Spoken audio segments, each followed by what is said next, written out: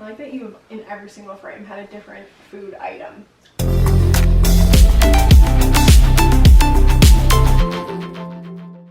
Hey guys, welcome back to my channel. Today I have a very special guest with me. I guess special guest because I have my husband Jared for the very first time making his official debut on the YouTube channel, and also our dog Max, who is gonna sit here very quietly and be a part of the fun as well. That's his sound lift. My name is Jared Moore. I am married to Beth. I'm 25 years old. And we've been married now for 2.5 years. Yeah, 2.5. Yeah, basically everything that you've heard about Beth is pretty well similar for me. So I'm not sure how much more I need to say. Her life is my life, and yeah, that's all I've got. So today we're going to be sharing a little bit of the story of how we met, and I'm sure we're going to have a little bit of a different perspective on some of the things that are said. So pretty big it'll be a little bit of banter back and forth, kind of what I felt like was happening, what Jared felt like was happening, until you guys get the full picture, and then we'll fast forward to how we ended up married. I mean, obviously Jared proposed to me after a certain point of time in our relationship, but really just how we got to this point today. How did we meet? Yeah. What's my memory of us meeting? Yeah. What is your first memory of us like, actually meeting each other? My first memory of us meeting each other was at a church that we used to go to called Northside, and we met in like the basement of the church. It was like the kids area Really down romantic. there. Yeah, and it was like before service, and you were down there, and there'd been like a lot of hype around us meeting. Because your brother-in-law and sister were like close friends of mine. Yeah. And they really wanted us to meet because they thought something might happen. They were right. They were right. And so I remember being like, not nervous because I was wildly confident at this point in my life, but I was like a little bit like jittery of like, I knew meeting you was important, but I wasn't nervous to meet you. But we met in the basement, like the kids thing, like before some service. What do you remember like of that moment? Because I don't necessarily remember specifically what happened. Like I don't remember who else was there, what was happening. I remember thinking you were hotter in person and you had a really good butt.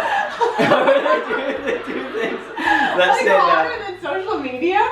But you were very attractive on social media, and I remember thinking, wow, she's better looking in person than on social media.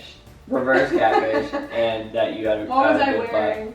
You were wearing like high heels and like tight like blue jeans, and emphasis on the I time. run out after like your butt up because I just remember your butt was really good.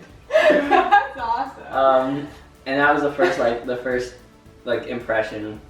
And then I remember the first time we ever really like talked was when you were dating somebody at that time and had been for like a little bit, and so I was trying to put the moves on at church. Like I remember that day I was trying to like teach you how to play guitar and like talking to you. So was that the same day that we met for the first time? I think that it was. Okay, because then I have more memories of it. I'm pretty sure that it was. I think that we just met before the service and all that stuff happened after the service when everybody left. Okay. And then the first time that we really talked was when I would just like keep, like for the next like 2 or 3 months, I would just like pester you over and over to find ways to talk to you, and you wouldn't really like give in so much, except for that time that we talked about economics like on the phone for like a long time, and I was literally just like tutoring you for free, and I just remember being like, oh, this is just a reason to talk to her, which was nice. But you were very like, you weren't letting me make any moves because you were dating this person, and even though you didn't like, it wasn't a great relationship, you were still like very much not trying to like play two things. Right. And I knew that you were interested in me, like I could tell from when we had first met. I wasn't very good at hiding it. But it wasn't like, but I also respected the fact that you were like very like focused and like loyal to whatever you were committed to at the time, which was a big like I almost said selling feature. a big selling point for me. For sale. was the loyalty piece, but that meant a lot to me because I was like, wow, even though I know that the relationship that you were in at that time was bad, you didn't really give me anything in terms of like the stuff that I was laying down in terms of just like I don't know, trying to chat you up and stuff. You were, anytime I hit you up on like Facebook or Instagram and stuff, you weren't really very like casual. fighting. Except for when you needed my help, and that was like a legitimate reason. And so I just appreciated that time to talk to you. But the first time we really talked was after my birthday party. I had thrown like a big birthday party for a bunch of my friends, and it was kind of all like a bit of an excuse to get you to hang out with me. And I invited you to that, and you said you couldn't come because you didn't have a ride home to Hamilton, which is like 45 hours away from where the birthday party was happening in Waterloo. And I told you, like, if you came, I would drive you home afterwards. And you did. Like after your own birthday party, an hour and a half, the opposite direction.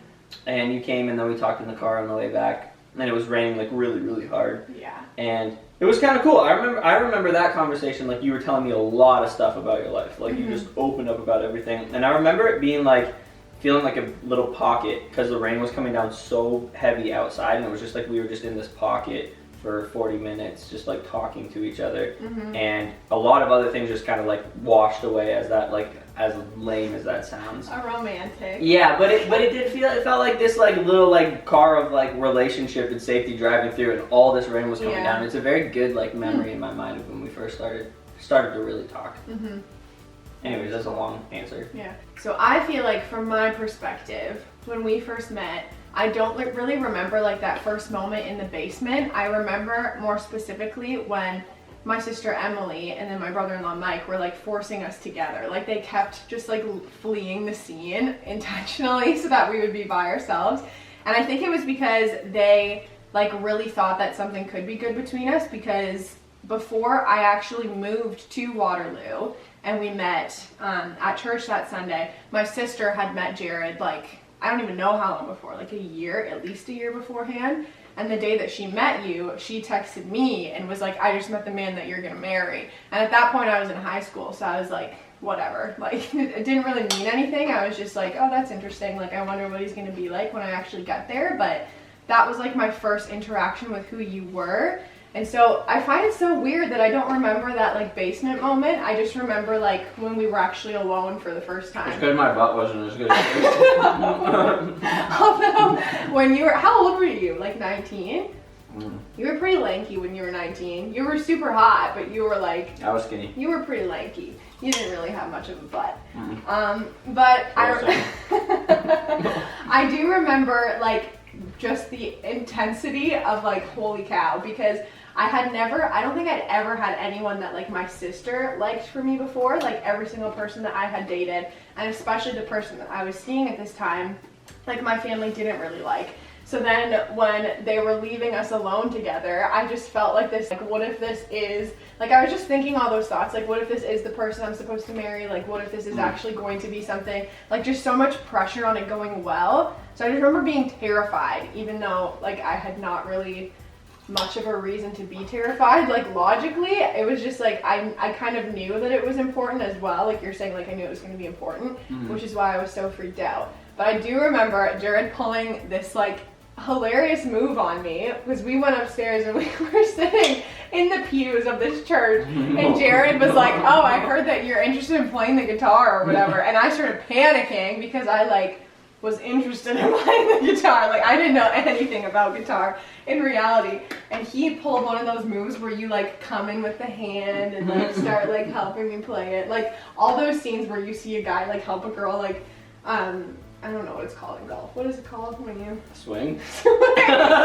All those things you see in movies is what like you did. Pool. Yeah, it was like exactly what shot. you did. It was the most cliche thing. Yeah. But I just remember my heart like racing and feeling like I shouldn't feel like this. Like, I'm seeing someone, but the spark was definitely there. I knew it.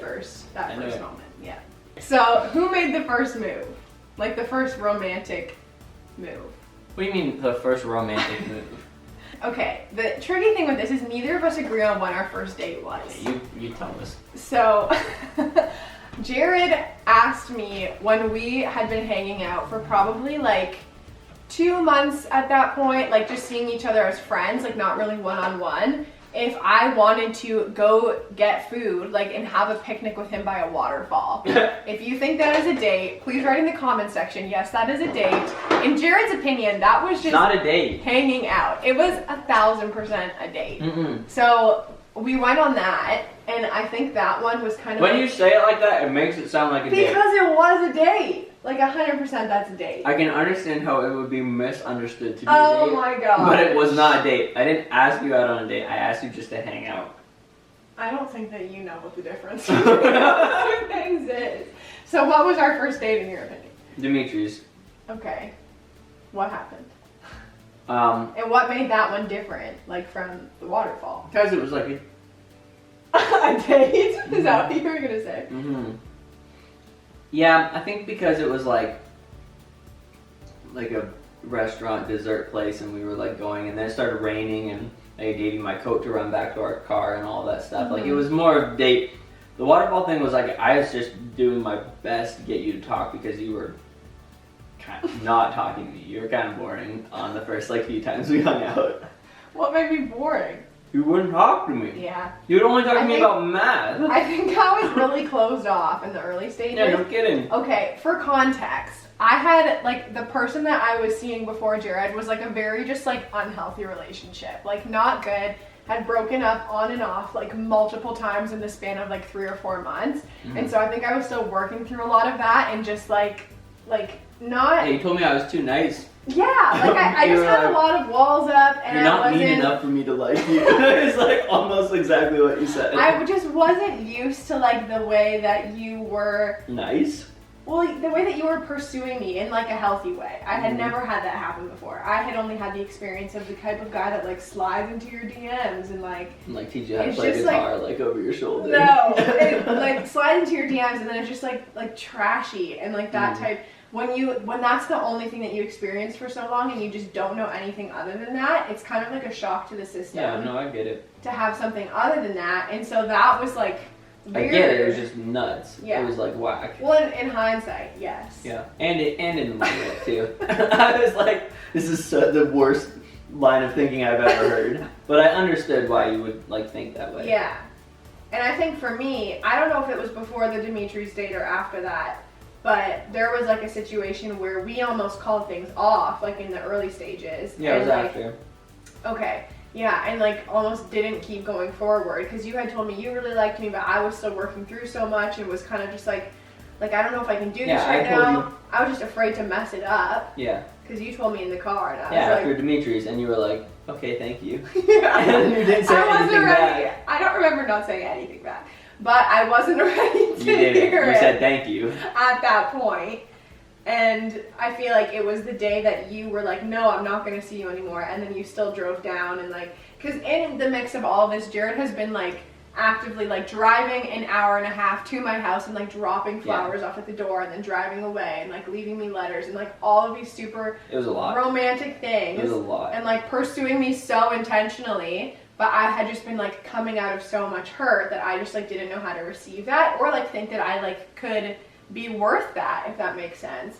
And so I feel like it was that day where you texted me after we were like, we're going to call it off. And then you were like, no, like we're still going to do this. And like you still drove down. We went and at first it was kind of like awkward and we didn't know like if we could recover from that. But I just remember that night that we like, the specific moment for me where everything shifted was when we were in the parking lot of Mapleview Mall in Burlington. Yeah. And there was nobody else there, but we just like sat on the hood of the car and just like talked to each other and like literally rolled down that hill. Like who does that? But we did it and it was fun and then went home that night and just like had fun. I think we went to the drive-in and you asked to hold my hand, which was the sweetest thing ever. And that kind of spiraled everything. So I feel like all in all you made the first move.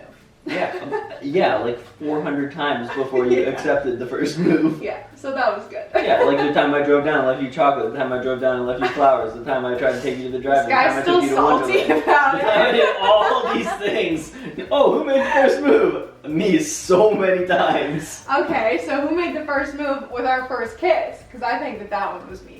We were on my mom's couch, like at my parents' house. We were watching Family Guy, of all things, which is so funny because like we don't even really do that anymore. But I remember we were just like talking and not paying attention to the show at all. Like that's kind of how it goes in these early stages of dating. And that was when you asked me what I was thinking, and then I was like, I think that you should kiss me. So I take credit for that one. So how did you ask me to be your girlfriend?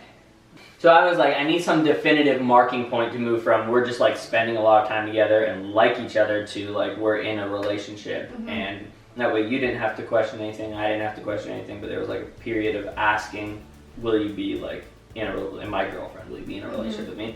And I wanted to do that in a nice way, so I wrote you that letter to do the train tracks. And then what? And then you were reading it, and you were like looking out over the train tracks, over the sunset, and you had like the letter, and you were like reading it, and I was standing behind you, and the whole letter like kind of went down, and it said all these nice things, and at the end, it was like some like hyper romantic thing of like, oh, like turn around so that I can ask you like this important question or something stupid like that. That's exactly what it said. I remember that, something about an important question. Yeah, and so I'm standing behind like waiting for you to turn around so that I can ask you in person, not over this letter. And I'm just standing there like, oh man, I feel like such an idiot just standing here like. So I was like, what am I? You didn't know what to do with your hands. No, I didn't know what to do with my anything. So I was like, what am I gonna do? And so I got down on one knee. That you could have done. Because I was like, oh, this is going to be so funny. Like, it's going to be like a funny joke. And you turned around from reading the letter and like your whole face went white and you just like panicked and freaked out. Yeah, can you blame me? For like reference, this was like 3 months in. I was pretty short into it. But then I quickly jumped up and was like, I'm kidding, I'm just joking. Like, I just want you to be my girlfriend. And it was pretty funny. Like, it was a funny, looking back, I'm glad that I did it. But I was just standing there like an idiot, and you were going to turn around, and so I just had to do something that was hilarious to me. Yeah. So let's fast forward a little bit, because for those of you that don't know, Jared and I got engaged and married pretty young. I think like relatively to the time that most people get married and engaged, like in the day and age that we live in now. So I was 21 years old, or 20. I honestly can't remember now. When you asked me to be when you asked me to be your wife, you were a year older than me, so you'd have been either 22 or 23 years old. So what kind of like changed in the dating relationship? Like a year and a half goes by before you asked me to be your wife and you proposed to me. Like, when did you get the ring? Like, what? So I bought the your ring. Head? I bought the ring 5 months after we started talking, and like 2 months after we had started dating. So you knew pretty early on. Yeah. I don't know why. It wasn't like my predisposition to be like that. I knew I wanted to be married and be in a relationship. I'm like a very relational person, but I wasn't like, oh, I'm gonna get married young and like hyper. I think that was the interesting thing about both of us, is neither of us thought that we would get married young. Yeah, no. And so that was a cool thing. So I just knew, like, I don't know, it was like, what am I gonna let this pass and then see what comes along next? Like, it didn't make sense, because I had like these criteria in my brain that were like, if these things can happen in our relationship, then we can withstand anything. And so like our relationship with God is like the primary thing for both of us. So I was like, well, if she loves God more than she loves me, then that's a win. That's one of the things that you need established. And so I was like, and I found that out like pretty early on, that that was like the most important thing to you. And if it was the most important thing to you, then you would have loved that relationship more than you loved me. So I was like, great, that's the first thing done. The other thing was that you were teachable, because I think if any two people are teachable, you can figure anything out, because you're not so to learn and not be so stuck in your ways. Yeah. And I remember there was something that it was like a reoccurring like problem in our relationship, and I brought it up with you one time, like something that you were saying that was making me feel bad or whatever, and I just said like, hey, that really bothers me when you say that, and then I kind of forgot about it, and like 2 months later, you were like, oh, hey, have I been like saying that thing that bothers you before? And I completely forgot about it, and I thought back, and you had not said it like since we talked about it. And I was like, oh wow, this is like, she's taking this seriously. That's cool. So that was like, you love God more than you love me. You were teachable, and then I had a bunch of other like little things, like, could we do like ministry together better? Like, could we impact more people together than we could separately? And I saw that pretty early on as well. What did my dad think? Because he's like, I like have a lot of respect for his opinion, and like the first time that he like met you, it was like really good, and then they kind of gave us their blessing without giving us their blessing, because it was really early on, but they were like, this is a good thing. Literally crying. Yeah. And so all the boxes kind of like were checked pretty early on, and that's when I like bought the ring, because I was like, I can just do this whenever. But I had the ring for a year I sat on it, because when I was going to do it, a whole bunch of stuff like happened. It just wasn't the right time to do it. Yeah. And then once I had it, and once we knew we wanted to get married after school, so I was just like, well, I can just sit on this for like a long time. Like I didn't really feel like I needed to do it like right away. Yeah. So I just sort of waited for, what was it, like a year? So we have been dating for a year and a half. Crazy that you had that for so long though, and just like sat Just in on my it. closet, yeah. Insane. Mm-hmm. So crazy. I don't know if I would have had the willpower for that. I didn't think that I would either, but it just didn't make sense to do it at that time. It was more important for the timing to be right than to just like get it done. Yeah, so I just waited. So we had dated for, buddy, we had dated for a year and a half, and then we got engaged.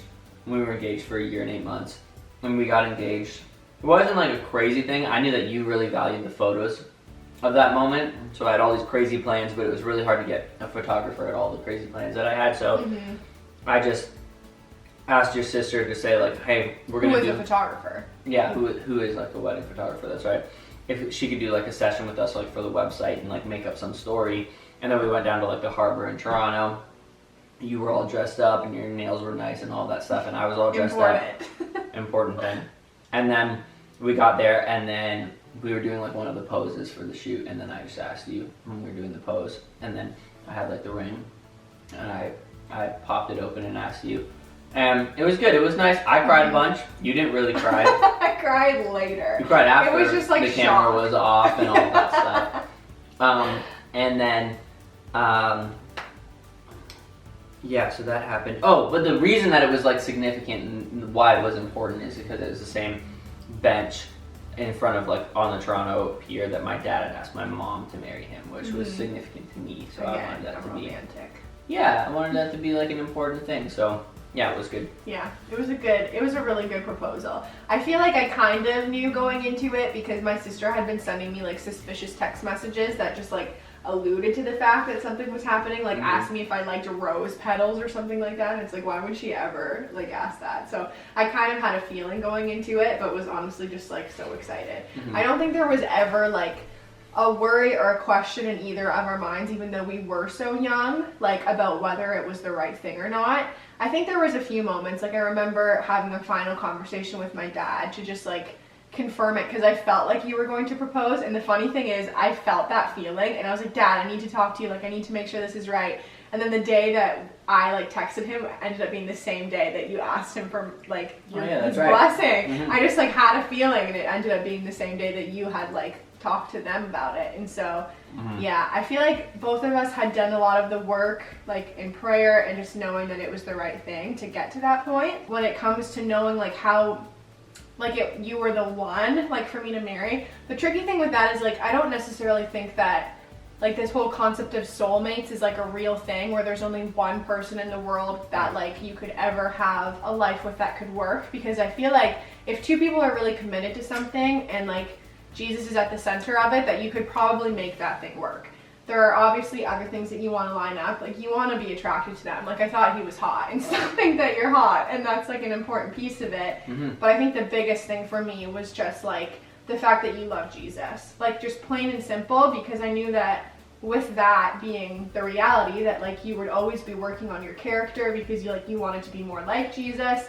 You would always have this, if you really wanted to do what Jesus wanted of you, like this commitment to loving me like as his bride and like as he loved the church. And so I think that was one thing for me that I was like, I know he'll always be committed to this. I know he's going to be a good dad because of this. And so honestly, like at the end of the day, everything lined up back to that relationship with God that you had, and knowing that you would kind of lead me and our family through that. And so that was the biggest thing that I needed to answer, other than like thinking that you were hot and like liking your sense of humor and knowing that we could get along with each other really well. And so plain and simple, like that's what it was for me. I think for me it was those like different criteria that I was talking about before that were like, it seems very checklisty, but it was just like, it was like key like character traits. And all those character traits were there because there was like a lot of, you can make it work with a lot of people, and I think I've seen relationships and marriages where people are not like very compatible or good together and they still make it work. And I didn't want that to be the case in my life. I didn't want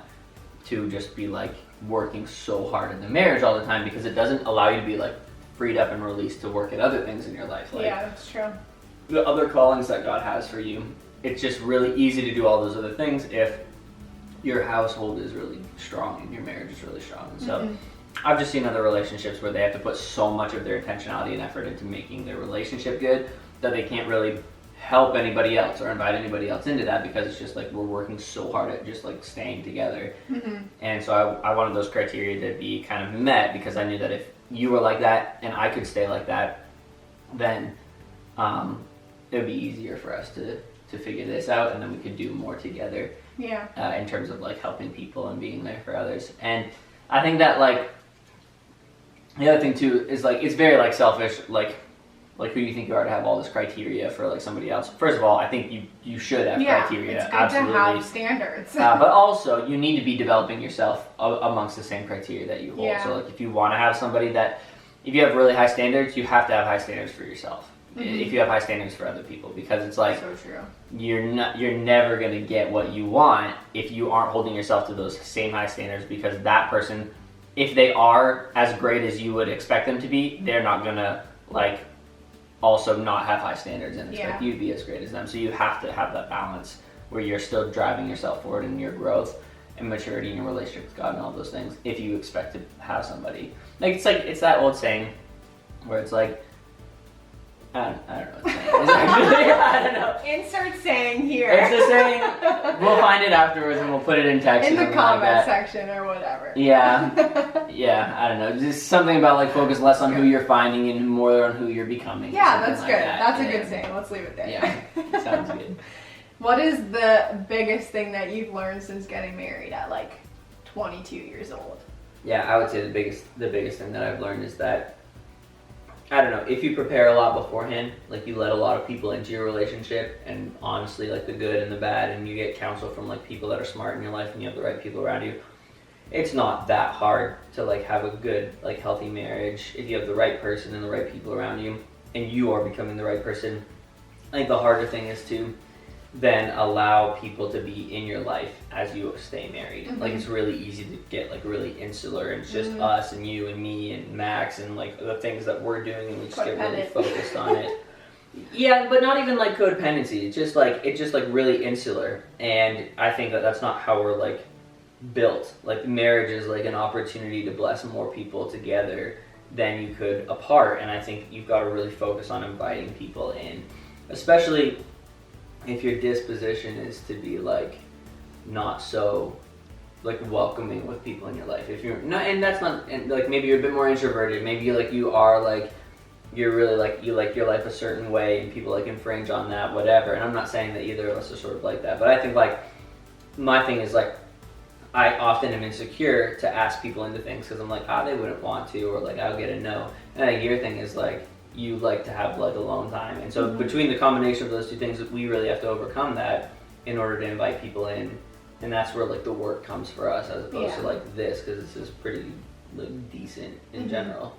Yeah, I think for me what I learned was that like being intentional is so important, because when you're dating, like everything has to be intentional when you don't like live together. And so like for those of you who don't know, Jared and I chose like not to live together before we got married, and to really keep a lot of those things separate for marriage, so that it was like a sacred thing, because we believe that it is. And so our dating relationship, we were being so intentional where we were like going on dates with each other and like making time for each other. But then when you're married, you're just together literally all of the time. And so it's really easy to see that as like we spend time together all the time. Like what's the point of setting up a specific night that we're going to go do this thing or talk about this thing? But that's been a really important one of just saying it's still important for us to date and to set that time aside to invest in this, because life just gets more busy, kids come into the picture. You always think that you're so busy until you get to the next season, and then you're like, we had no idea what being busy looked like. And I think like we're going to continue to find that, and so just taking time to continue investing and being intentional is a huge one that I've learned.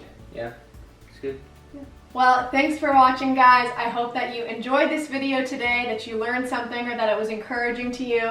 Thank you to Jared for sitting in and It was just fun. having a little candid conversation. I hope that you enjoyed it too. Yeah, it was good. Yeah, like even if like whatever happens with this video, it was good to just process through like was stuff fun. that we had talked about. And now we have it all on video for when we're old and we're 90 years old and we can go back and watch it, which is kind of a cool thing as well. So we hope that you guys enjoyed it. I hope that you guys are enjoying this channel so far. Of course, there's going to be lots more videos like this coming out soon. So before you leave today, please remember to subscribe and turn on your little notification button so that you know when all of my next videos come out.